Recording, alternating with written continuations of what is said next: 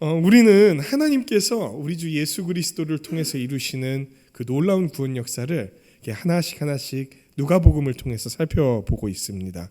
특별히 지난주에는 어떤 이야기가 있었죠? 네. 지난주 설교를 묻는 건 실례지만 그래도 저는 좀 실례를 범하겠습니다. 지난주에는 어떤 이야기가 있었습니까? 예수님이 성령님께 이끌리셔서 광야에 가셔서 마귀에게 시험을 받으시고, 그런데 그 마귀의 시험을 오직 하나님의 말씀을 의지함으로 이겨내셨던 사건.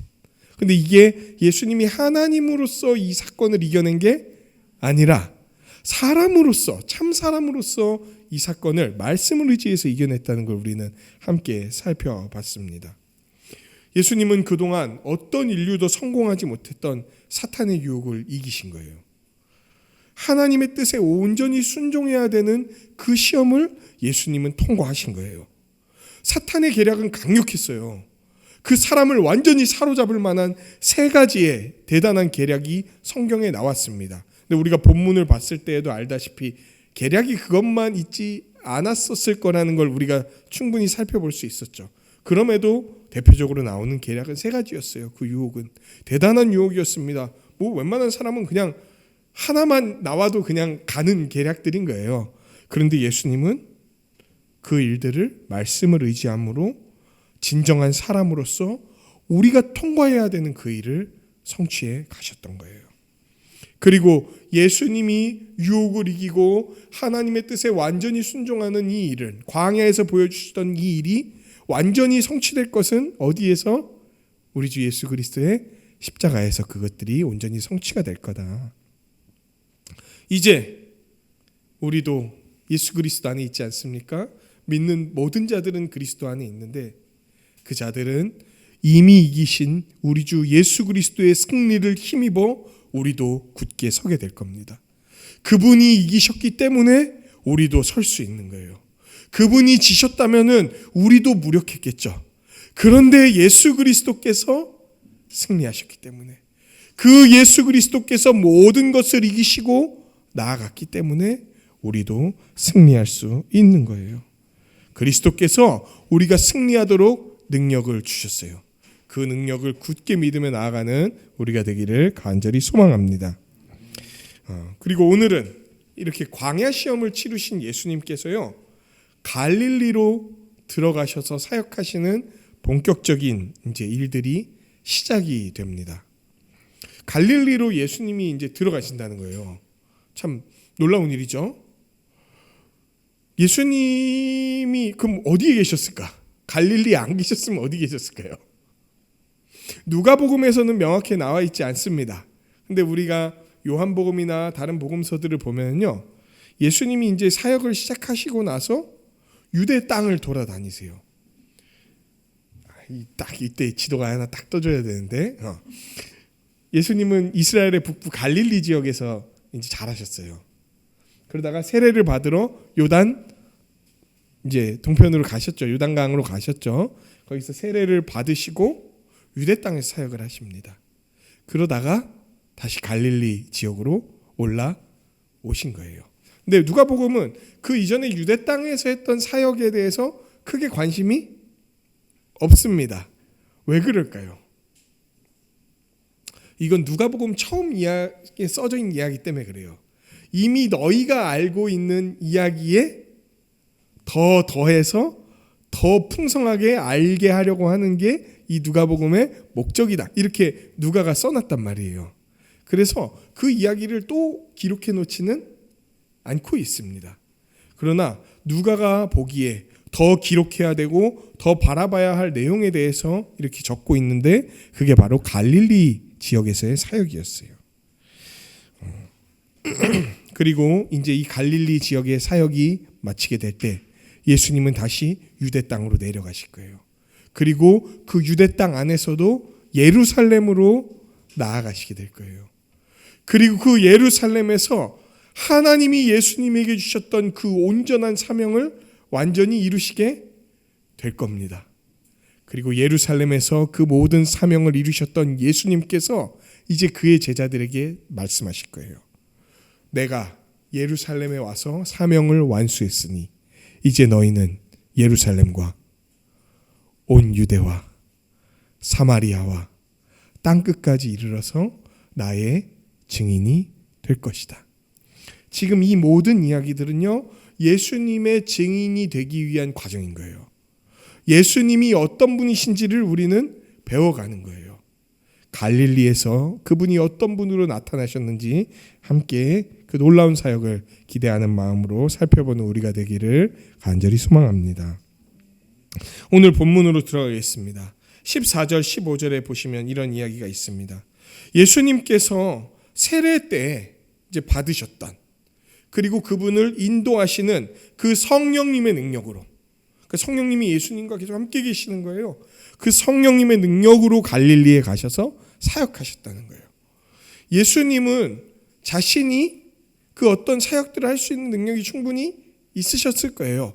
그런데도 성령님의 능력으로 그 사역을 수행해 나가시는 거예요. 누가복음에서 예수님과 관련된 성령님의 사역은 다음과 같습니다. 예수님을 이렇게 인도하시는 것.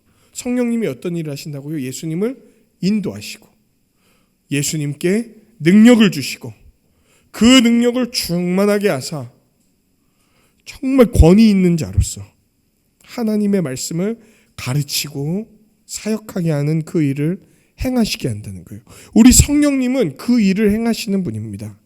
구원자가 그 구원자의 사역을 잘 수행할 수 있도록 하나님의 임무를 받은 자, 하나님의 사명을 받은 자들이 하나님의 뜻대로 인도함을 받아서 복되게 살아갈 수 있도록 그 일들을 행하시는 게 바로 성령님의 사역이라는 거예요.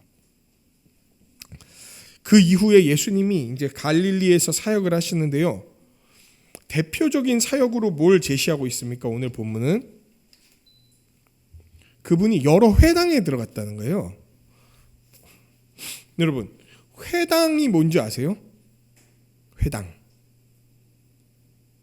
이걸 이제 헬러로 시나고게 혹은 시나고그라고 얘기하는데, 이 회당 문화는요, 처음부터 유대인들에게 있었던 게 아닙니다. 회당이 생기기 시작한 건 남유다가 멸망하고 바벨론으로 끌려갔을 때부터예요.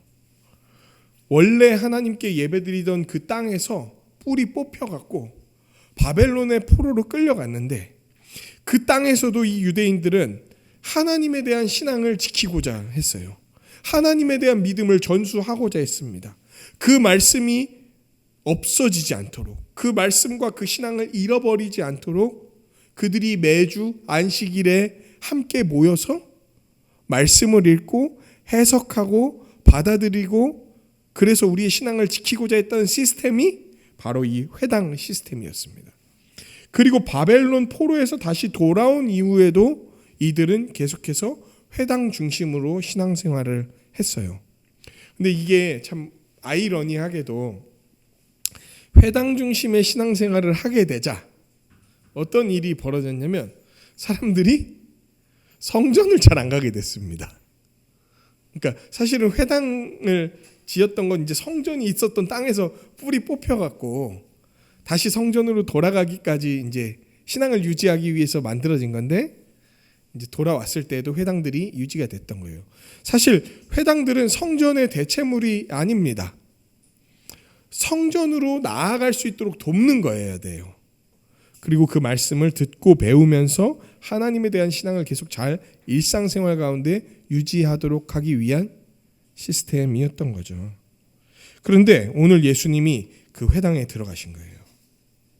회당에서 들어가셔서 가르치십니다. 그런데 이 예수님의 가르침이 일반적인 랍비들의 가르침, 다른 스승들의 가르침과 좀 달랐던 것 같아요. 이제 이번 주에 어떤 형제가 저에게 질문을 했습니다. 뭇 사람이 무슨 말입니까? 그래서 보니까 저도 뭇이라는 말이 너무 익숙하지가 않은 말인 거예요. 그래서 잘 찾아봤죠. 뭇 사람이란 말은 많은 사람, 모든 사람, 이제 이런 말을 뜻하고 있었습니다. 그 예수님이 회당에서 가르치시니 어떤 일이 벌어지냐면, 뭇 사람들이 그분을 칭송했다는 거예요. 와, 도대체 어떻게 저렇게 하나님의 말씀을 잘 풀어서 가르치냐?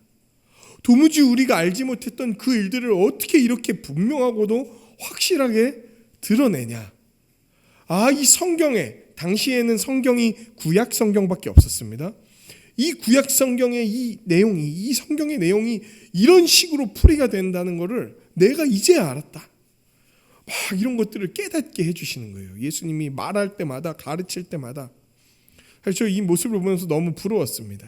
저도 그냥 말 한마디 할 때마다 막 성도님들이 막 이렇게 효과 같은 게 초록색 이렇게 빡 터지는 것처럼 막 우와 뭐 이러고 반응했으면 좋겠는데, 뭐 사실 전 예수님이 아니니까요. 근데 예수님은 그런 사역들을 행하셨다는 거예요. 놀랍죠. 예수님의 그 강론, 가르침은요, 많은 사람들에게 칭송을 받습니다. 그리고 주의를 끌게 됩니다. 그럴 수밖에요. 예수님의 가르침이 왜 칭송을 받았습니까? 그것은 누구의 인도하심을 따라 누구의 능력을 받아서 행한 거였기 때문에, 성령님의 능력을 받아서 행한 거였기 때문에, 그리고 하나님의 뜻을 따라 그 성령의 인도하심을 따라 그 일들을, 가르치시는 일들을 계속해 나가셨던 거예요. 여기서 질문 하나 제가 하죠. 꼭 대답은 안 하셔도 됩니다. 예수님이 가르치셨던 내용의 핵심이 뭐였을까요? 그 구약 성경을 들어서 도대체 예수님은 뭘 가르치고 계셨던 걸까요? 누가복음 오늘 본문에서는 잘 나와 있지 않지만 다른 복음서들을 보면은 예수님의 가르침의 핵심이 무엇인지 우리는 알 수 있습니다. 예수님이 가르치셨던 것은 바로 뭐냐면 하나님 나라였어요. 그분은 하나님 나라에 대해서 가르쳤어요. 창조 때부터 하나님이 창조하신 게 뭔데? 하나님 나라. 너희가 범죄한 건 뭔데? 그 나라의 통치로부터 벗어나는 것, 떠나는 것. 그 통치를 어긴 결과가 뭔데? 하나님 나라에서 쫓겨나는 것. 그럼 하나님이 우리에게 다가오셔서 약속해 주셨던 게 뭔데? 다시 너희를 하나님 나라에 들어가게 하시겠다는 것. 그럼 우리가 어떻게 하나님 나라에 다시 들어가게 하는데? 너희 조상 아브라함과 이삭과 야곱을 통해서 보여주셨던 그 일. 우리가 어떻게 그 사단의 노예인데 다시 하나님 나라 백성이 되는데, 출애굽을 통해서 어떤 구원을 이루시고 어떻게 백성을 만들어 주시겠다. 그러니까 구약 성경의 모든 내용이 다 뭐랑 지금 관련이 있다는 겁니까? 하나님 나라랑 관련이 있다는 거예요. 예수님은 그거를 하나씩 아주 분명하고 세세하고 밝히 보여주셨다는 거예요. 막 그 일들을 행하셨습니다. 그러던 어느 날 16절, 예수님이 어느 날 갈릴리 지역의 한 동네에 들어가게 되는데, 그 동네가 어디였냐면 나사렛이라고 하는 동네였습니다. 그리고 우리는 알고 있죠. 나사렛이 어떤 동네인지. 예수님이 나고 자라신 곳. 사실 난 곳은 아니죠. 나신 곳은 베들레헴이지만 거기서 이제 2살, 3살 때 나사렛으로 올라가셔서 거기서 30살 될 때까지 자라신 거예요. 학자들은 보통 이 예수님이 갈릴리로 돌아왔을 때가 사역을 시작하신 지 한 1년 정도 됐을 때라고 얘기합니다. 그러니까 사역 시작한 지 1년 만에 갈릴리에 오셨고, 그 갈릴리 안에서 자기 고향에 오신 거예요. 근데 우리 앞에서 알다시피 갈릴리 전체 지역에 이 나사렛 예수에 대한 소문이 퍼지고 그가 칭송을 받고 있었습니다. 그리고 고향에 온 거예요. 어땠을까요? 제가 만약에 예수님하고 함께 자란 친구였다면 뭐 누구 다른 사람 만났을 때 있을 거예요. 야, 그때 내 옆에서 짝꿍하고 나랑 같이 김치 나눠 먹고 이랬던 그 친구가 엄청난 선지자 같은 사람이 됐대. 내가 걔랑 깜보 이런 말 잘 안 쓰시네요. 내가 걔랑 친구야. 얼마나 그런 거 하면 보통 시골이나 이런 데서는 뭐 저런 거 걸리지 않습니까? 현수 막 마을의 자랑 뭐 이런 거 있잖아요. 공무원 뭐 5급 공무원만 붙어도 축합격 마을의 자랑 누구 이장 아들 누구 뭐 이런 거 걸리잖아요. 그런 것처럼 예수님에 대해서 되게 뭐라 그러지? 자부심을 느끼지 않았을까 이런 생각들을 해요. 대단한 선지자라고 불리고 갈릴리에서 이적도 행하시거든요. 그러니까 놀라운 일들을 베푸시고. 그리고 이제 예수님이 나사렛에 오셨는데 그 오신 날이 언제냐면 안식일이었어요. 안식일. 그럼 이제 어떻게 합니까? 안식일에 왔으니까 바로 어디로 가십니까? 회당으로 가세요. 왜냐면 안식일마다 회당에 모여서 말씀을 낭독하고 해석하고 이런 일들을 했으니까.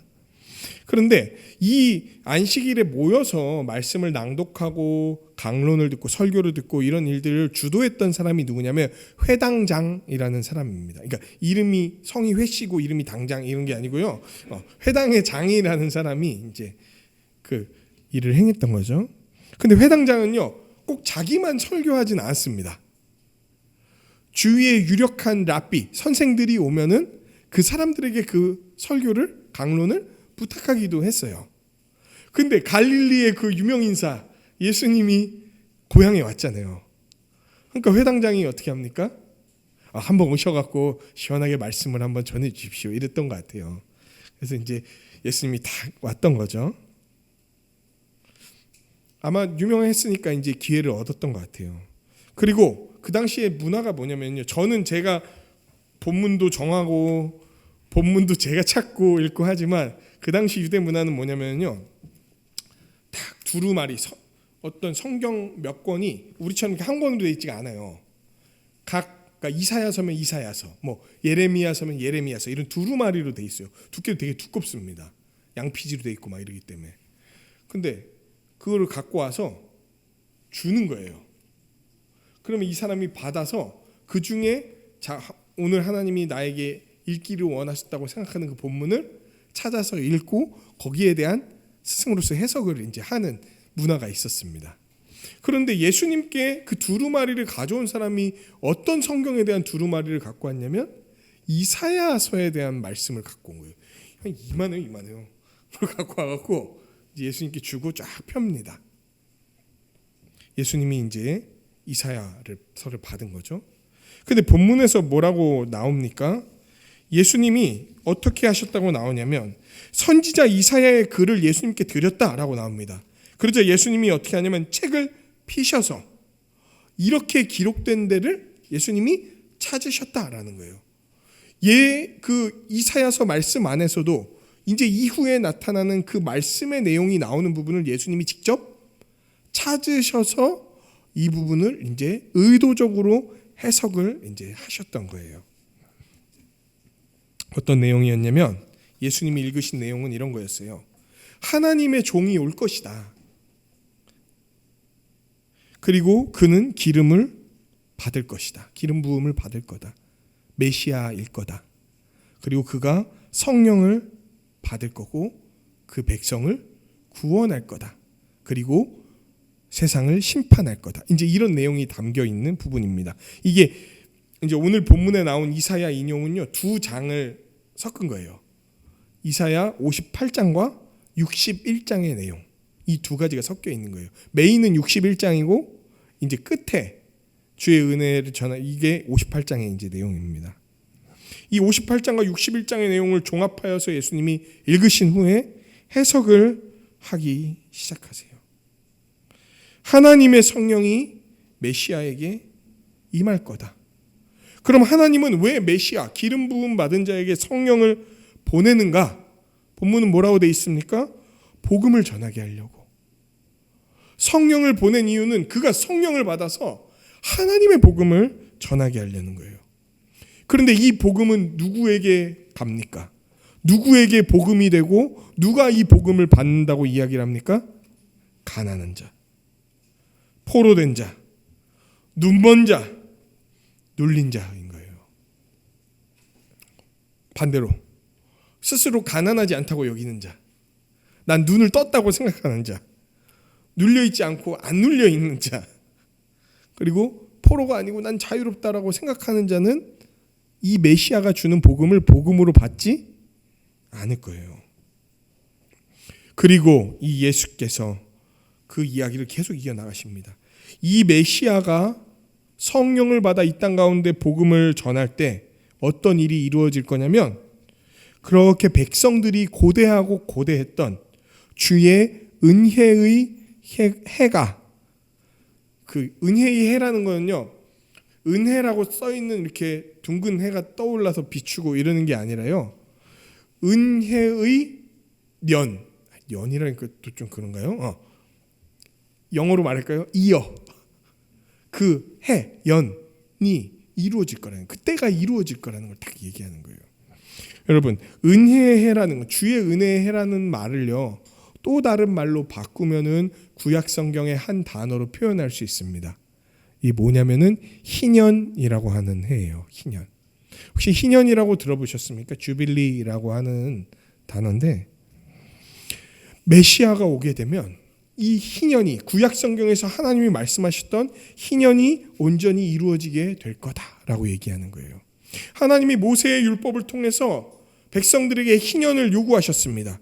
50년, 49년, 50년마다 돌아오는 이 해에 놀라운 일들이 일어날 건데 이것을 반드시 지키라고 그 백성들한테 말씀해 주셨어요. 근데 더 놀라웠던 게 뭔지 아십니까? 구약 성경과 이스라엘 역사에서 이 하나님이 말씀하셨던 희년이 제대로 지켜진 적이 한 번도 없었던 거예요. 이 희년을 온전히 지켰다라고 말하는 기록이 없어요. 왜냐하면 그 희년에 이루어질 일이 굉장히 혁명적인 일이었거든요.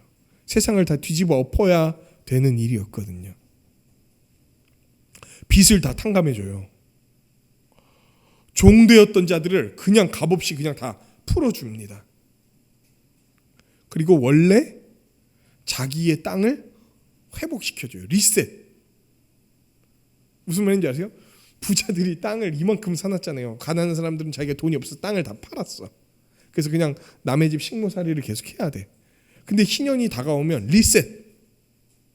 그 부자들이 자기 땅을 다 내놓고 원래 자기 땅만 빼고, 그리고 그 샀던 사람들에게 그냥 무상으로 다 돌려주는 엄청난 얘기 아닙니까? 지금 우리나라에서 했으면 난리 났겠죠?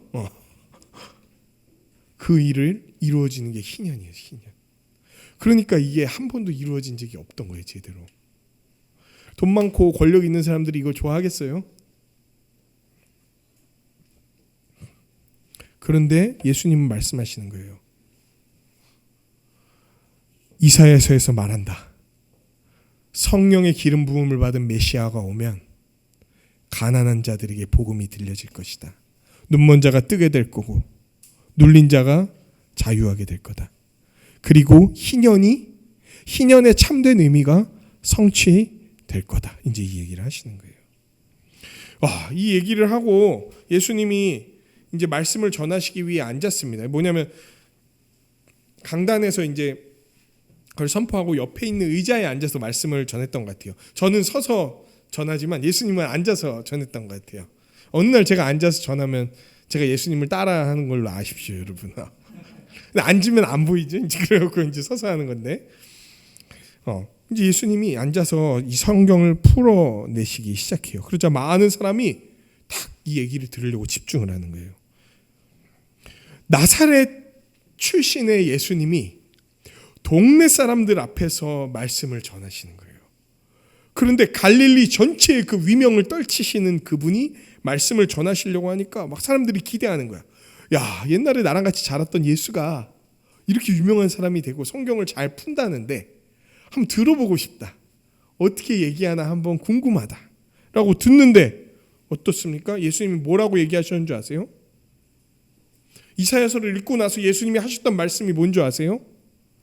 이 글이 오늘 너희 귀에 응했다. 이렇게 얘기하는 거예요. 그 귀에 누가 갑자기 응 이러는 게 아니라 응했다가 응 이러는 게 아니라요. 이 말씀이 응답되었다라는 얘기예요. 사람들이 충격을 받습니다. 왜 그런 줄 아십니까? 사람들은 그 이사야서의 말씀이 도대체 언제 이루어지냐를 고백하면서 몇백 년, 수천 년을 기다려온 거예요. 이 일들, 이스라엘 역사 가운데 한 번도 일어나지 않았던 이 일이 도대체 메시아가 언제 와갖고 이 일들을 이루시는가? 우리에게는 지금 메시아가 필요한데 메시아께서 언제 오셔서 이 일들을 이루시나 고대하고 있었던 거예요. 그러니까 예수님의 말씀은 아마 이런 걸 기대했을 것 같아요.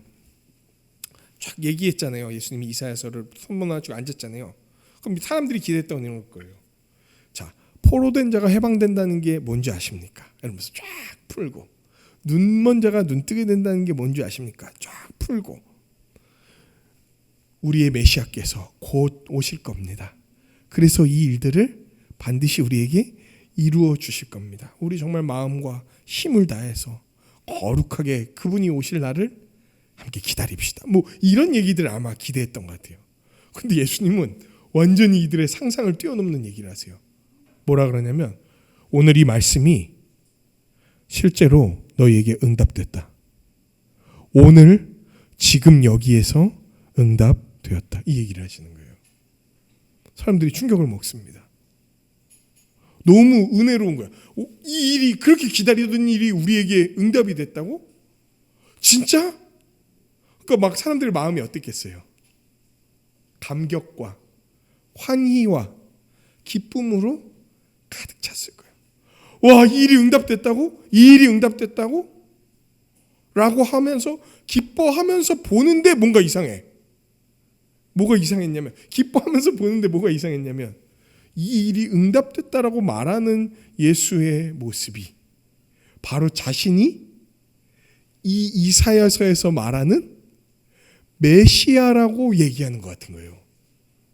그러니까 누가 지금 메시아가 여기에 와 있다가 아니고 내가 바로 그 메시아다. 이제 이렇게 얘기하는 것 같으니까 사람들이 와 기뻐했다가 은혜로운 말씀이다 했다가 딱 반응이 차갑게 식는 것을 한 절에서 볼 수가 있어요. 우리가 뭐라고 얘기하는 줄 아십니까? 그 이후에 그 사람들이 은혜로운 말을 놀랍게 여겼는데 그러고 나서 얘기하는 거예요. 야, 근데 얘 지가 지금 메시아라고 얘기하는데 얘 요셉의 아들 아니야?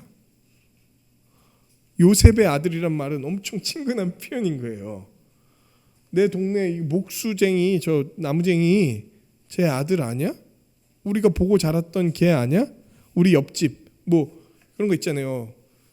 뭐 우물가 옆 김씨네 뭐 이런 표현 같은 거예요. 저 목수의 아들 요셉의 아들 걔 아니야? 이 얘기는 무슨 얘기입니까? 네가 무슨 메시아냐? 내가 너를 아는데. 내가 너를 네가 그 갈릴리에서 대단한 어떤 선지자로서 활동했다는 걸 우리가 듣고 인정하지만 그래도 네가 무슨 메시아냐? 우리랑 함께 나고 자라고 살았는데 나랑 같이 반찬도 나눠 먹었는데 고기도 구워 먹었는데 네가 무슨 메시아냐? 예수님이 그렇게 되묻는 나사렛 사람들을 꾸짖으세요. 나사렛 사람들이 예수님이 그 이야기, 내가 바로 그 은혜의 해를 주러 온 이 이사야서의 말씀의 성취자 메시아다라고 한 이야기를 듣고 나서 나사렛 사람들이 이런 속담을 들어서 예수님께 나아갔던 것 같아요. 뭐였냐면 의사야 너 자신을 고치라 라는 속담을 딱 인용해서 예수님께 나옵니다. 그러면서 예수님께 뭐라고 말씀했는 줄 아세요? 야, 그 다른 동네 가서 그렇게 막 이적을 행하고 말씀 기깔나게 전하고 이러지 말고 너 고향 와갖고 한번 해봐. 네 고향 와서 그 기적을 베풀어봐.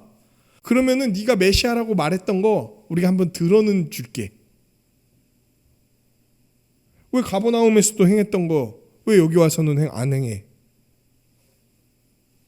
그럼 네가 우리 고향에서도 안 하면은 의사가 지병 못 고치듯이 그러는 거 아니야? 진짜 맞아? 너 메시아 맞아? 실제로 그건 다 소문일 뿐이고 너 그런 능력도 없는 거 아니야? 내가 너를 아는데 무슨 네가 메시아야? 조롱하는 거예요. 예수님이 이에 대해 말씀하십니다. 내가 진실로 이 진실로는 여러분 아멘 혹은 아민이란 단어예요.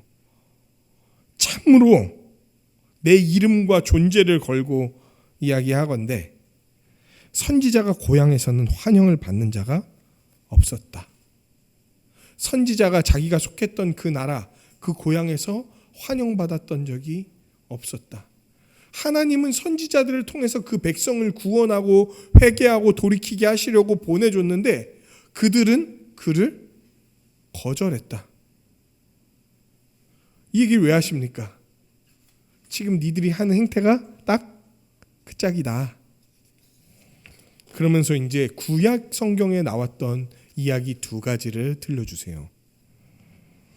그리고 이 두 가지 이야기는요, 구약 성경에서 가장 어둡고 악했던 시대라고 불렸던 때의 이야기예요. 여러분, 구약 성경에서 가장 악했던 시대가 언제입니까? 라고 말하면은 모든 유대인들한테 물어보세요. 가장 악했던 시대가 언제라고 생각하십니까? 라고 물어보면 딱 이때를 얘기할 거예요. 북이스라엘 왕국에 아합과 그의 가문이 통치하던 시기. 아합 왕이라는 사람과 그의 가문이 통치하던 시기가 이스라엘 전체 역사에서 가장 어둡고 가장 악하고 가장 악랄하고 가장 더러웠던 시기다. 이렇게 말을 할 거예요. 그리고 이 두 가지의 이야기는 그 시대의 이야기였습니다.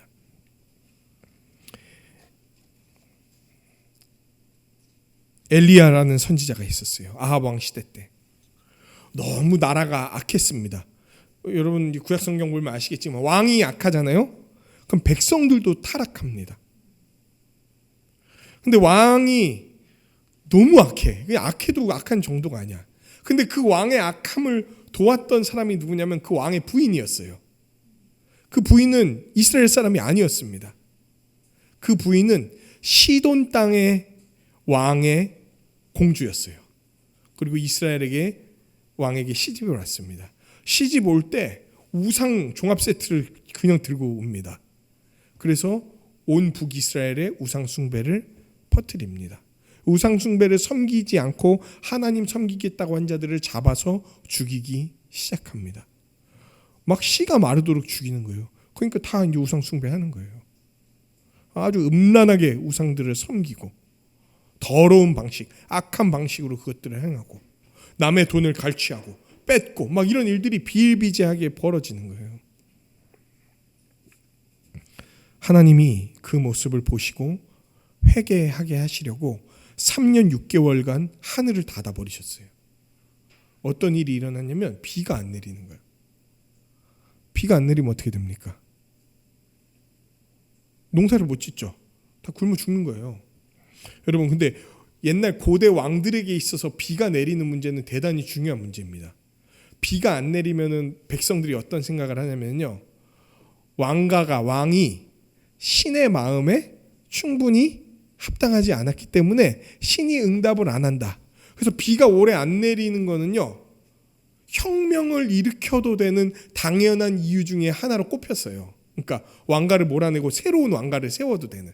그러니까 모든 고대의 왕가들은 비 오는 문제에 대해서 대단히 민감했어요. 그래서 여러분 세상 어느 역사를 살펴봐도 고대의 왕조들은요. 비가 안 오면 왕들이 직접 나서서 제사를 드립니다. 조선시대에도 그런 거 아시죠? 제례를 드리고 이럴 때 비 안 오면요. 농사의 신에게 막 절하고 막 이럽니다. 그리고 그 절 다 하고 먹었던 음식이 설렁탕이에요. 설렁씨에게 드렸던 제사를 드리고 먹은 음식 뭐 이런 거예요. 그러니까 비가 안 오는 문제는 대단히 심각한 문제예요. 나라에 왕권에 아주 큰 타격을 입힐 만한 문제였습니다. 그래서 하나님이 딱 그걸로 심판하신 거예요. 왜? 회개하라고. 그런데 그렇게 3년 6개월간 비가 내렸는데도 어땠는지 아십니까? 북이스라엘은 회개를 안 해. 회개를 안 해. 그때 이스라엘에 수많은 과부들이 있었습니다. 과부들의 삶은 어땠을까? 뭐 비참하기 그지없죠. 사실 평상시와 같아도 과부들의 삶은 비참했어요. 당시에. 그런데 기근까지 드니까 이루 말할 수 없이 비참했어. 그런데 그 악하고 어려운 시대에 하나님이 선지자를 보냈는데 그 사람의 이름은 엘리야였습니다. 그 엘리야가 이스라엘에게 나아갔어요. 근데 누구도 엘리야를 받아들이지 않는 거예요. 그러자 하나님의 사람 엘리야는 하나님의 명을 따라 이스라엘의 그 수많은 과부들과 어려운 사람들이 있었음에도 불구하고 그 방향을 돌이켜서 어디로 나아갔냐면 시돈 땅으로 나아갑니다. 시돈 땅의 사렙다라는 동네에 한 과부에게 나아간 거예요. 지금 그럼 이 과부는 유대인입니까? 아닙니까? 아니에요. 이방인이에요. 이스라엘 사람들이 가장 혐오하고 싫어했던 시돈이라고 하는 그 땅의 과부에게 하나님의 선지자가 나아간 거예요. 여러분, 여기서 이제 나오는 엘리야, 엘리사 이런 사람들 있죠. 이 사람들은요, 이스라엘 역사상 최고의 선지자로 꼽혔던 사람들입니다.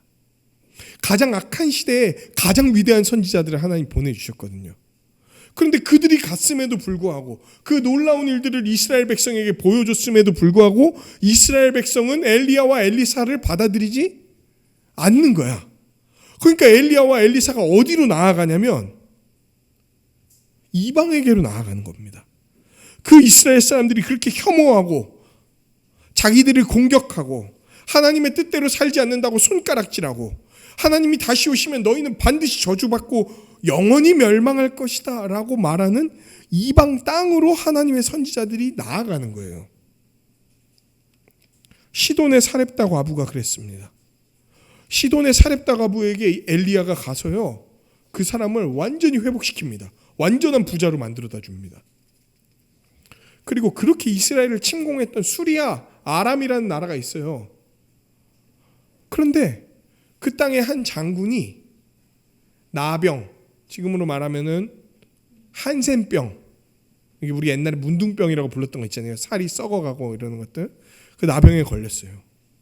그러자 여호와의 선지자인 엘리사에게 찾아와요. 그래서 하나님을 의지하고 그분의 이름을 의지함으로 나는 낫기를 원합니다. 그리고 이방 사람이, 이스라엘 사람도 엘리사에게 안 나오는데 이방 사람이 엘리사에게 나온 거예요. 그 이스라엘 땅에 수많은 나병 환자가 있었지만 한 사람도 깨끗함을 못 받았는데 이방 장군 수리아 사람 나아만이 깨끗함을 받게 됩니다.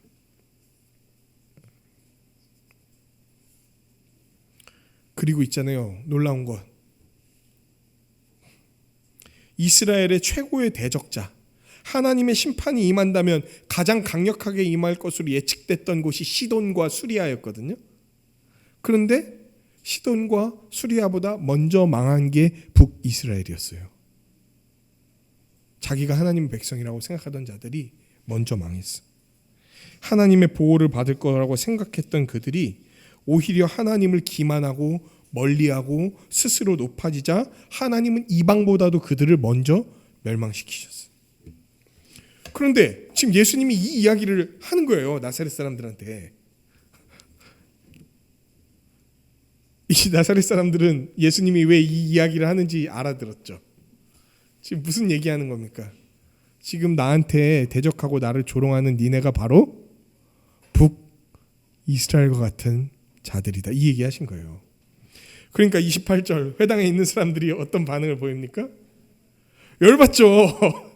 자기들 그렇게 메시아 기다리고 오면은 우리부터 구원받을 거다, 지금 우리를 괴롭히는 이 이방 로마 제국 다 멸망할 거고 우리만 높임 받아서 하나님의 백성으로서 떵떵거리면서 이 땅 가운데서 살아갈 거다, 지금 우리가 핍박받고 있지만 반드시 회복될 거다, 오 주여 오시옵소서 라고 기다리던 자가 바로 이들이었는데, 예수님이 내가 메시아인데 너희가 지금 하는 행태는 바로 하나님의 버림을 받았던 북이스라엘과 같은 행태야 라고 얘기하니까 사람들이 열받은 거예요. 뭐라고? 지금 네가 뭔데 우리한테 그런 얘기를 해? 너 요셉의 아들이잖아. 감히 목수 주제에 지가 메시아라고 함부로 참칭하고 우리를 북이스라엘로 여겨? 얼마나 화가 났냐면 일어났어요. 일단 이 사람들이 일어났어요. 회당에서 일어났어. 그리고 예수님을 잡아다가 동네 밖으로 일단 내쫓아냅니다. 그 더러운 말을 한 너 일단 동네 밖으로 내쫓아. 근데 내쫓고 꺼져라 이렇지 않아요. 예수에게 다가갑니다. 그래서 그를 붙들어. 그래서 질질 끌고 가는 거예요. 얼마나 무서웠을까. 그 예수님 한 명한테 동네 사람들이 다 들러붙어갖고 건설된 산 낭떠러지까지 끌고 갔다 이렇게 나와요. 그러니까 뭐냐면 붙들어갖고 막 질질 끌고 가는 거예요. 막 성질 나갖고. 근데 여러분 한 명만 그래도 약간 위협을 느끼지 않습니까? 동네 사람 전부가 여러분한테 달려든다고 생각해 보세요. 끌고 가. 그래서 어떻게 하려고 그랬냐면 낭떠러지에서 떨어뜨려 죽여버리려고 했어요. 근데 예수님이 그 낭떠러지 끝에서 갑자기 그들 사이로 지나서 가십니다.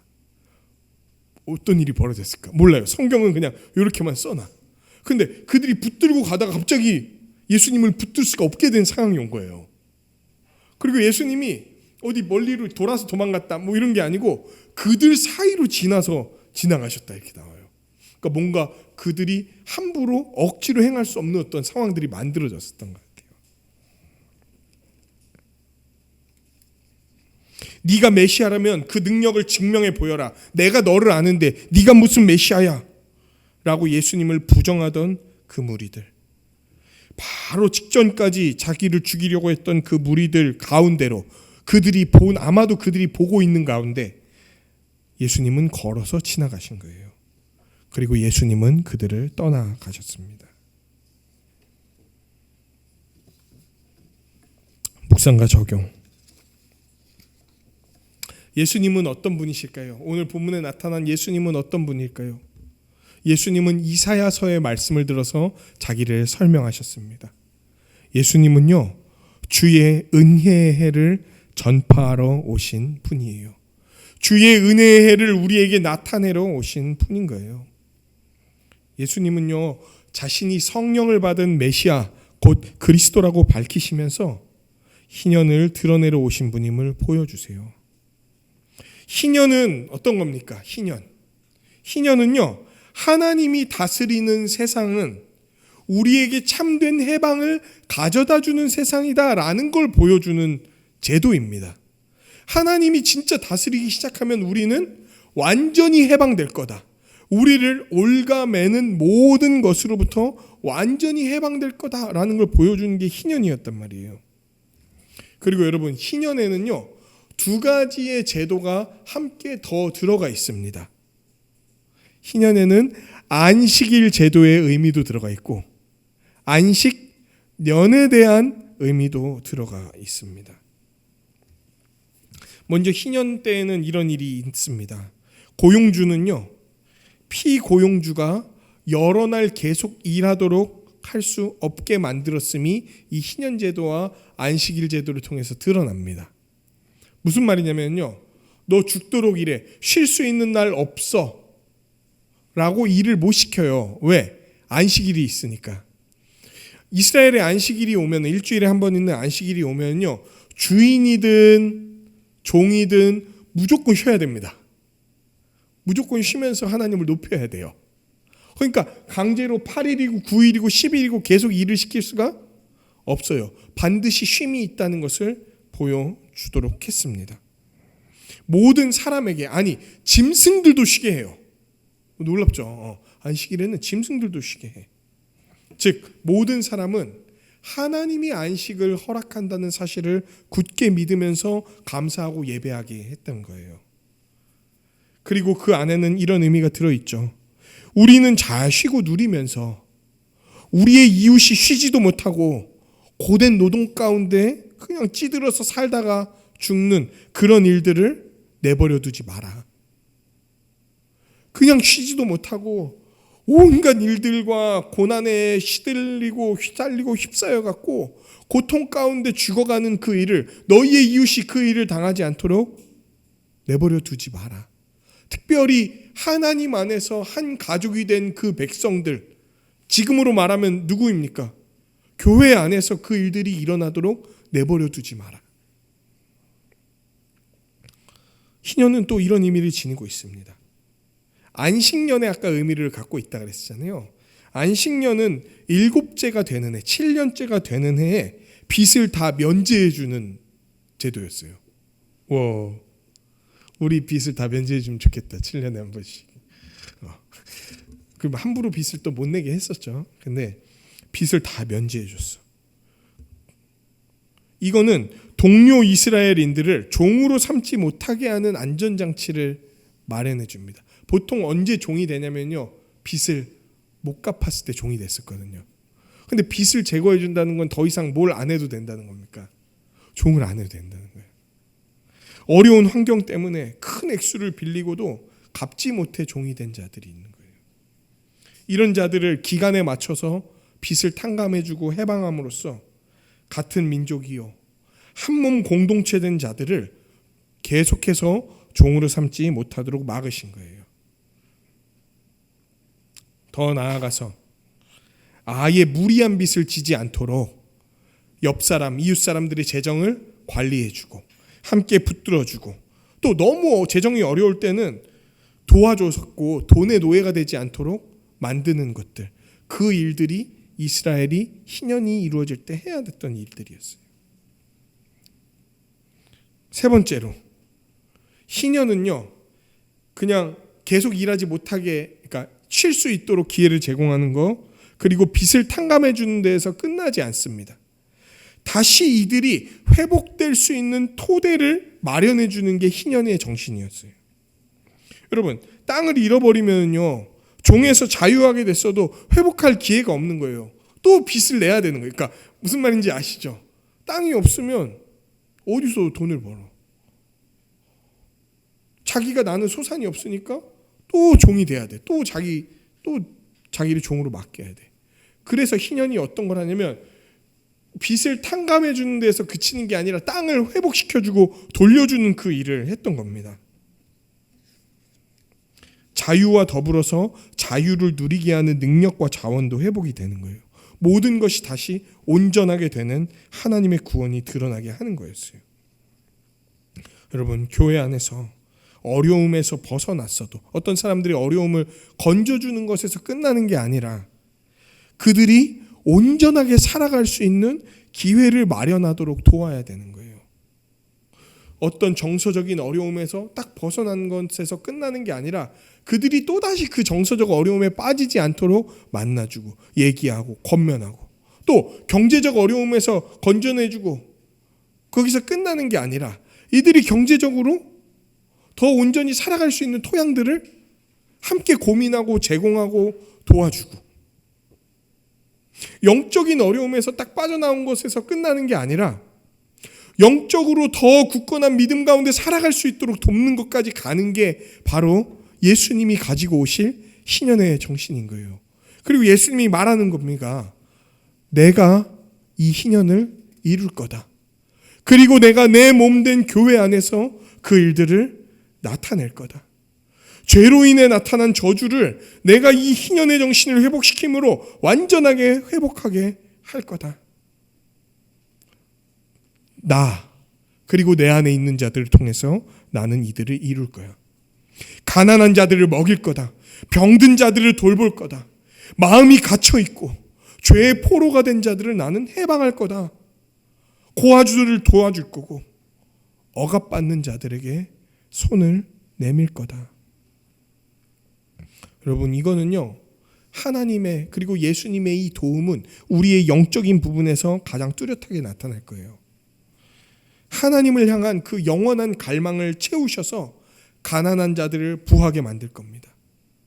마음이 병들어 있는 자들, 하나님을 제대로 보지 못해갖고 판단도 제대로 못하고 하나님의 말씀을 제대로 듣지 못해갖고 온전히 살아가지도 못하는 자들이 다시 눈을 뜨고 바라보게 될 거예요. 죄의 포로가 돼갖고 맨날 죄에게 칠 수밖에 없던 자들을 죄의 형벌과 죄의 권세로부터 풀어내서 이제는 죄와 싸워 이길 수 있는 능력을 허락해 주시고, 외로운 자들, 눌려있는 자들에게 찾아가서 그들의 영적이고 정서적인 필요를 채워주실 거예요.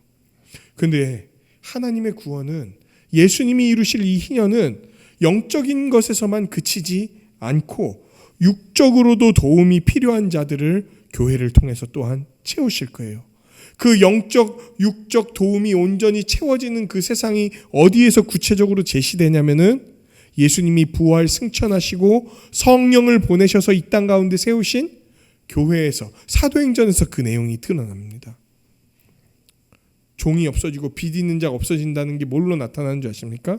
교회에 가난한 자들이 없다라는 고백들. 자기의 것을 자기의 것이라고 여기는 자가 없다라는 고백들을 통해 그것들이 이루어질 겁니다. 기독교는 이런 곳이었어요. 예수님이 세우신 가르침과 그 가르침을 따르는 교회는 이런 자들이었어요. 그래서 예수님이 돌아가신 뒤에 한 100년 뒤쯤에 한 로마의 철학가가 이런 이야기를 합니다. 켈수스라고 하는 로마의 철학가가 이런 얘기를 합니다. 예수는 기초 교육조차 받지 못한 사람한테만 제자를 얻었다. 기독교는 우둔하고 비천하며 바보 같은 자, 노예와 여자와 어린이들에게만 매력이 있는 종교다. 누더기, 하층민, 쓰레기 같은 인간들을 뒤에 줄줄이 달고 다닌다. 기독교에 대해서 이렇게 표현했던 거예요. 그러니까 실제로 그런 일들이 많았던 거죠. 부자, 아주 떵떵거리는 자, 이런 사람들한테는 기독교가 별로 매력이 없었던 거예요. 스스로 부하다고 난 괜찮다, 잘나더라고 여기는 사람들. 자기가 가난하다고 여기고 자기는 하나님이 아니면은 안 된다고 여기는 자들이 예수께 매달렸던 거죠. 그런데 이런 켈수스의 조롱에 대해서 당시 기독교 교부였던 오리겐 혹은 오리게네스라고 하는 사람이 이렇게 반박합니다. 맞다. 네 말이 맞다. 하지만 예수님은 그들을 누더기나 하층민이나 쓰레기 같은 인간들인 그들을 그렇게 내버려 두시지 않는다. 오히려 당신이 쓸모없는 것으로, 너가 쓸모없는 것으로 여기는 그 재료들, 그 사람들을 갖고 예수님은 사람을 빚으신다. 그들에게 자존감을 돌려주시고 그들이 자기 발로 서서 하나님을 바라보게 하시고 그들이 겁먹고 움츠리고 낙담한 존재들이었지만 하나님의 아들이 오셔서 그들을 자유롭게 하실 거다. 교회 안에서는 그 일이 이루어진다. 예수님은요, 인류를 새롭게 하시는 일들을 이루어 가실 거예요. 원래 창조되었던 그 비참한 자들을 거두셔서 원래 창조되었던 그 영광스러운 자리로 다시 회복시키실 거예요. 그리고 이제 회복된 존재, 하나님의 통치를 받는 존재, 예수 그리스도의 다스림을 받는 존재인 교회는 이 일에 함께 동참하면서 예수님이 이루시는 결과와 열매들을 맺고 또 그 맺는 것들을 바라보는 자들로 서게 될 겁니다. 다 망해가던 자들이 예수님 때문에 회복이 되고 완전히 삶에 어떤 소망도 없어 보이는 자들이 그리스도 안에 있는 교회를 통해 온전케 소생되는 그 일들이 나타날 거라고 이사야서의 말씀이 내게 나를 통해 오늘 너희에게 이루어졌다라고 예수님이 말씀하시는 거예요. 예수님은 이 일이 오늘 이루어졌다고 얘기합니다. 헬라어 세메론이라는 단어를 써요. 오늘 이루어졌다. 예수님은 가난한 자들에게 복음을 전하시고 복음을 이루시는데요. 시간이 지나면 자, 내가 말할 것이 이제 이루어질 거다라고 얘기하신 게 아니에요. 지금 내가 선언하는 이 시간부터 계속 이 복음은 이루어질 거다라고 얘기하는 거예요. 오늘도 하나님은 회복하십니다. 오늘도 예수 그리스도를 통해서 억눌린 자들을 풀어주세요. 오늘도 사탄을 짓밟아서 사람들을 자유롭게 해주시고 있는 거예요. 여러분이 이 희년의 해에 들어갔다는 사실, 여러분이 이 희년의 해에 동참했다는 사실을 뭘로 알 수 있는 줄 아십니까? 그거는요, 완전히 이 세상에서 벗어나서 하나님께 속하게 되었다는 가장 확실한 표식인 회개를 통해서 드러나게 될 거예요. 여러분이 예수 그리스도가 주는 희년에 들어갔다는 것은 여러분의 회개를 통해서 증명될 겁니다. 내가 이전에 따르고 좋아하고 즐겼던 삶이 오히려 나를 죽이는 것이었음을, 그리고 예수가 주는 삶이 진정한 회복의 삶이라는 것을 증명하는 게 바로 회개인 거예요. 하나님이 주시는 그 기회를 붙드는 우리가 되기를, 그 회개로부터 우리의 회복이 시작되는 것을 맛보는 우리가 되기를 진심으로 정말 축원하고 또 소망합니다. 두 번째 적용은, 예수님의 말씀은요, 환영받기도 하지만 그것에 비례해서 거부당하기도 하고 반대당하기도 했어요. 오늘 말씀도 그랬죠. 막 처음에는 좋아했잖아요. 갈릴리 전체가 그 예수님을 기뻐하고 나사렛에서도 그분을 환영하면서 맞아들였고 설교하게 해줬고, 또 예수님이 처음 선포했던 그때 사람들이 어땠습니까? 은혜로운 말이라고 여기면서 좋아했잖아요. 그런데 금방 어떻게 합니까?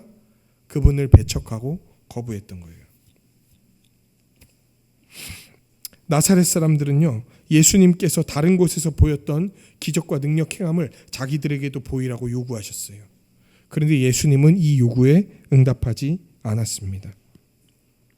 예수님은 엘리야와 엘리사에 대한 이야기를 드러내셨습니다. 그것을 통해 뭘 보여주십니까? 하나님의 목적과 자기 자신만 생각하는 인간의 소원 사이에는 큰 차이와 충돌이 있다라는 것을 보여주시는 거예요. 사람들의 왜곡된 요구가 아니라 하나님의 참된 뜻이 드러나야 된다고 예수님은 지금 말씀하고 계시는 거예요. 여러분, 지금은 갈릴리 전역에서 예수님이 추앙받고 받아들여지잖아요.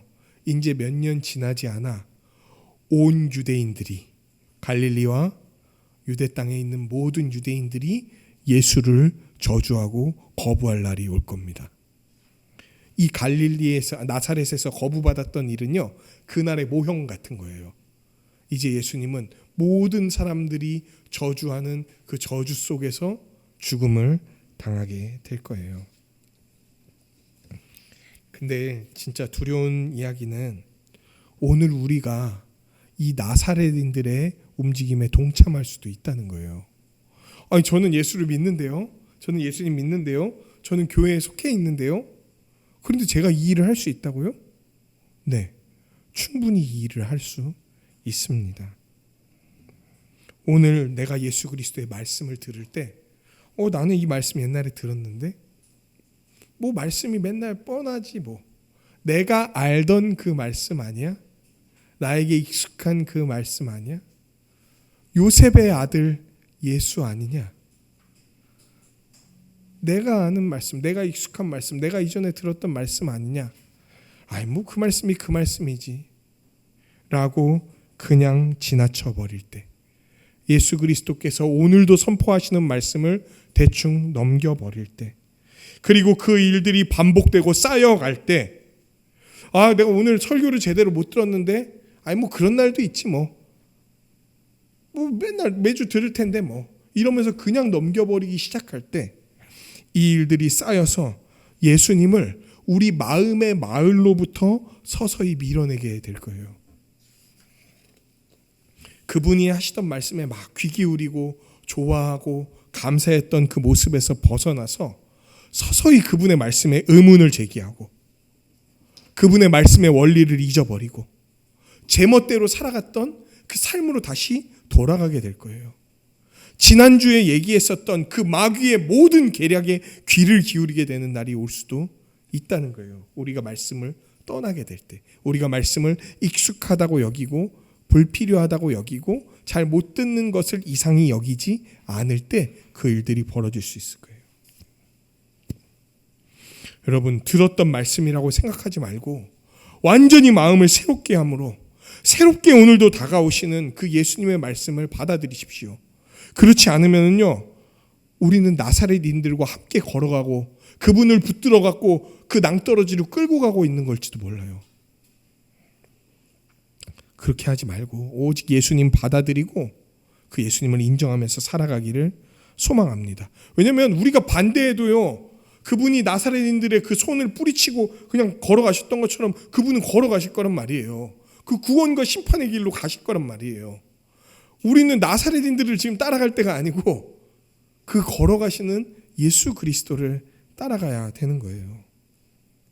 그리고 하나님, 그리고 예수님은요, 우리가 그 예수님을 잘 따라갈 수 있도록 이 땅 가운데 누구를 보내주셨냐면, 누구를 세우셨냐면 말씀 전하는 자들을 세우셨습니다. 여러분, 구약시대의 선지자들 그리고 신약시대의 사도들은요, 자주 이렇게 했습니다. 사람들이 듣기 원하지 않는 진리를 말했어요.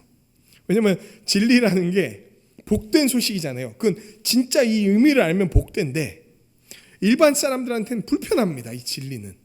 그 사람들의 마음을 막 시원하게 해주는 얘기가 아니에요. 그 가려운 귀를 막 긁어주는 얘기가 아니라고. 들으면 되게 거슬리고 꼭 그렇게까지 해야 되나 싶고, 예수만 왜 전부야, 다른 것도 있는데 막 이렇게 얘기하고 싶고, 그 막 따르라고 하면은 이제 내가 나보고 잘못했다고 하는 거니까 되게 듣기 싫고, 막 이런 게 진리예요. 그래서 이 선지자 그리고 사도들이 진리를 전할 때 늘 충돌과 마찰을 겪었습니다. 특별히 종교가 자신을 위해 있다고 생각하는 소비자 신자들, 제가 어떤 책에서 본 되게 재밌는 표현인데, 소비자 신자들과 마찰을 일으켜요. 소비자 신자가 어떤 자인 줄 아십니까? 종교가 자기를 위해 있다고 얘기하는 거야. 그러니까 자기의 소원과 자기의 필요에 제대로 응답하지 않는다면 이 종교는 혹은 예수는 쓸모 없는 거, 별로 중요하지 않은 자라고 여기는 게 바로 소비자 신자들의 특징인 거예요. 우리 아직 들어올 수 있도록 도와주십시오. 그리고 예배를 잘 드릴 수 있도록 도와주십시오. 이 소비자 신자들은요, 늘 이런 태도를 지닙니다. 언제나 자신과 자신의 기준이 옳다고 생각해. 성경보다도 내 생각이 옳다고 생각해. 그래서 자기의 요구나 자기의 어떤 생각이 이 교회나 예수님께 관철되지 않잖아요. 그럼 불평하고 원망하고 때로는 공격합니다. 하나님의 말씀이나 반응이, 또는 그 말씀을 전하고 선포하는 자들이 자기 요구를 따라줘야 된다고 생각해. 왜 우리 전도사님은, 왜 우리 목사님은, 우리 장로님은 내가 이렇게까지 얘기하는데 왜 안 해주는 거야? 내가 분명히 이렇게 얘기한다고, 내가 분명히 이렇게 생각한다고 말했는데 왜 그게 잘못됐다고 얘기하는 거야? 내가 헌금해서 그 사람들 월급 주는 이유, 월급이라는 표현 써. 월급 주는 이유가 뭔데? 나를 잘 섬기고 내 마음을 평안하게 해주려고 그 사람들이 있는 거 아니야? 서비스직이면 서비스직답게 해야지. 목사가 서비스직인 거예요? 이제 되게 어이없는 일인데도 이렇게 생각하는 사람 진짜 많아요. 진짜 많아요. 그러니까 이런 사람들의 또 가려운 길을 긁어주려고 하는 사람들이 있어. 왜? 이러다간 성도 다 떠나겠어. 내가 막 진리만 선포하다가 성도들이 나 미워하고 날 쫓아내거나 아니면 나를 떠나거나 두려운 거야. 그러니까 어떻게 합니까? 그 성도님들이 듣고 싶어하는 얘기를 이제 해주는 거예요. 여러분, 열심히 하면은 하나님이 기특하게 여기시고, 그 옛날에 그 탤런트 김정은이 카드 선전할 때 얘기했던 얘기, 부자 되실 거예요. 뭐 이런 얘기들 이제 하고, 막 하나님의 뜻과 어긋나는 얘기를 하는데도 그러실 수 있죠. 충분히 그럴 수 있죠. 괜찮습니다. 그렇게 살아도 별 문제 없어요. 얘기해주고. 그럼 그 사람들은 마음이 시원하지. 자기 원하는 대답을 들려주니까. 근데 성경은 그런 목사나 말씀을 지도하는 자들을 뭐라고 얘기하냐면 사꾼이라고 이야기합니다. 그리고 사꾼들의 끝은 멸망이에요. 사단들과 함께 그 지옥에 들어가는 겁니다. 고린도 후서시 2장 17절에 이런 말씀이 있습니다. 우리는 수많은 사람들처럼 하나님의 말씀을 혼잡하게 하지 아니하고 곧 순전함으로 하나님께 받은 것 같이 하나님 앞에서와 그리스도 안에서 말하노라. 말씀 맡은 자들은 그래야 되는 거예요. 소비자 신자들의 마음을 채워줄 그런 자가 아니라 하나님의 뜻을, 그 하나님의 진리를 담대하게 선포해 줘야 되는 거예요. 안 그렇고 그들의 이야기만을 들어주고 그들의 필요만을 채워주다 보면 결국 그들의 속에 남는 것은 영적 쭉정이밖에 없는 거야. 교회에 속해 있지만 이들은 멸망으로 가게 되는 거야. 그런데 나의 명예와 나의 정말 안위 때문에 이 사람들이 죽어가고 멸망으로 가고 있는데도 괜찮다라고 말하면서 나는 목회를 잘하고 있다라고 얘기한다면 완전 망한 자죠. 하나님이 그를 목사로 불러다가 세워주신 그 의미를 완전히 배신한 자인 거예요, 그 사람은. 그런데 그렇게 안 하려고 하다 보니까 수많은 충돌과 반대가 있는 거예요. 말씀 전하는 자들은 많은 환영을 받았습니다. 그리고 그만큼 오해와 역경과 때로는 폭력을 겪었습니다. 막 예레미야는 주먹으로 맞아요. 목만 남기고 묻혀갖고 침 뱉어요. 온갖 조롱을 당합니다. 그 제일 심하게 당했던 분 누굽니까? 십자가에 달려서 가시는 예수님. 그런데도 말씀 전하는 자들은 그런 상황 속에서도 담대히 하나님의 말씀을 선포하라고 부르심을 받은 자들이에요. 그리고 말씀을 듣는 자들은 그런 자들의 말씀을 곱깝게 여기지 않고 그들이 말씀으로 선언할 때, 그들이 말씀의 원리를 갖고 이야기할 때 정말 귀 기울여 열어 들어야 되는 거예요. 그게 나사렛인이 되냐, 예수의 제자들이 되냐를 가늠하는 길들인 거죠. 마지막 적용. 하나님의 구원은요, 이런 예수 그리스도를 통해 이루어질 하나님의 구원은 어떤 자들에게 임할까요? 자기를 가장 낮추는 자. 하나님의 구원이 자기에게 꼭 필요하다고 여기는 자. 나는 하나님이 없으면, 예수님이 없으면 도무지 살 수 없다고 여기는 자들에게 날마다 임할 겁니다.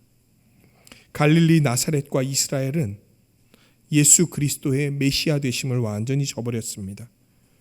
구약 시대에 하나님의 사자들을 이스라엘은 저버렸어요. 그리고 오늘 본문에서 나온 것처럼 갈릴리 나사렛 사람들은 메시아 예수 그리스도를 저버렸습니다. 이스라엘이 저버릴 때 구원받았던 자가 누군 줄 아세요? 그들이 가장 혐오하고 가장 하나님의 백성과 멀다고 느꼈던 시돈, 그 이세벨이 나왔던 시돈 사람 과부가, 그리고 그 이스라엘을 수많은 침공을 통해서 괴롭혀서 반드시 저자들은 하나님의 심판을 받을 거라고 여겼던 수리아의 장군 나아만이 구원을 받은 거예요. 왜? 그들은 하나님의 구원이 필요하다고 가장 낮은 자라고 스스로 여기고 나아갔던 자들이니까. 하나님은요, 거룩해 보이는 몇몇 사람을 위해서 이 땅에 오신 게 아니에요. 모든 사람을 위해서 오셨습니다. 그렇지만 모든 사람이 다 구원을 받는 건 아닙니다. 그 하나님의 은혜와 그 유익을 맛볼 자격은 가장 그 자격이 없어 보이는 자들에게 주어질 것임을, 스스로 나는 도무지 하나님의 은혜를 받을 수가 없는 자라고 인정하는 자들에게 주어질 것임을 오늘 본문은 드러내고 있습니다.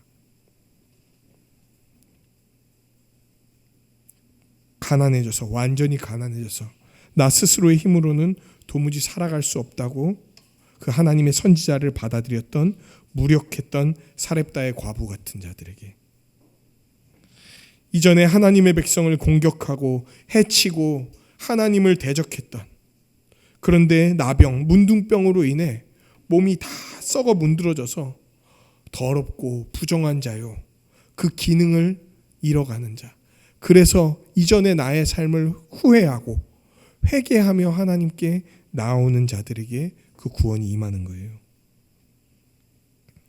하나님의 복을 받기 가장 적합하다고 스스로를 여기는 자들, 나는 잘났다, 나는 만족스럽다, 나는 되었다, 나는 대단하다, 나는 남보다 낫다 라고 생각하는 자들에게는 예수 그리스도는 복음이 아닌 거예요. 그들에게 복음은 뭐냐면 자기 자신입니다. 그리고 자기 자신의 것들을 유지시켜 줄 게 복음인 거지 예수님이 복음이 아닌 거예요. 그러므로 우리는 어때야 됩니까? 우리 스스로를 어떤 자로 여겨야 됩니까? 나는 낮은 자다. 나는 주님 앞에 겸손하게 나아가야 하는 자다. 도무지 나로서는 하나님 앞에 나아갈 어떤 자격도 없다. 비참한 자다. 예수님 아니고는 나 살아갈 수 없는 자야. 시편에서는 이런 자들을 뭐에 비유했는지 아십니까? 목마른 사슴이 시냇물을 찾아 헤매이는 것에 비유했어요. 이게 막 우아하게 사슴이 막 목말라 이러면서 뛰어다니는 게 아니고요, 막 목이 말라서 죽기 직전까지 간 거예요. 그러니까 막 죽기 살기로 땅을 파는 거 있죠. 물이 나오기를 고대하면서 그런 모습으로 우리들을 표현하는 거예요. 나 스스로는 진짜 우리를 그런 자로 여깁니까? 하나님의 은혜가 없이는 하루도 한순간도 살아갈 수 없는 자라고 스스로를 우린 여기고 있습니까? 그리고 자기를 그렇게 여기는 자들은요, 삶에서 이제 이런 태도들이 나타날 거예요.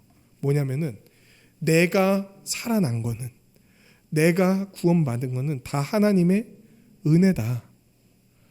나는 높은 자, 자고한 자가 아니요, 나는 대단한 자가 아니어서 하나님의 은혜 때문에 살아난 자기 때문에 다른 자들도 그 은혜로 대하는 자들로서 이 삶이 드러나게 될 거예요. 여러분, 우리가 보기에 연약한 자들이 있습니까? 때로는 우리는 우리가 보기에 연약한 자들에 대해서 얘기하고 성토하고 원망하고 불평하기도 합니다. 그러나 우리가 그 이야기를 할 때 목적이 뭐였는지를 잘 생각해 보십시오. 내가 겪은 불편, 내가 그로 인해 혹은 그녀로 인해 겪은 힘듦에 대해서 원망하며 그 사람이 없는 곳에서 함부로 이야기하고 대하는 것들. 야, 내가 아무리 못해도 그 사람보다 낫다. 하나님이 보시기에도 내가 그 사람보다 나을 거야 라고 하는 그런 마음의 생각과 태도는 너무나 교만한 태도일 거예요. 나사렛인들 같은 거예요.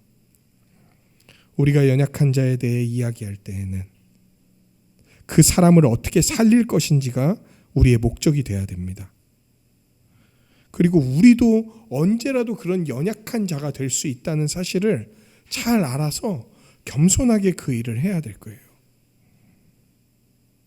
나 자신과 연약한 자 모두가 하나님의 구원이 필요한 자라는 사실을 알기 때문에 겸손하게 주님께 나와서 나와 그 사람들의 문제를 내어놓으며 겸손히 답을 구하면서 권면하고 온전케 하는 그 일들을 해야 할 겁니다. 이게 우리가 그 목마른 사슴처럼 하나님의 구원을 찾은 자로서 우리 삶에서 나타나는 뚜렷한 태도일 거예요.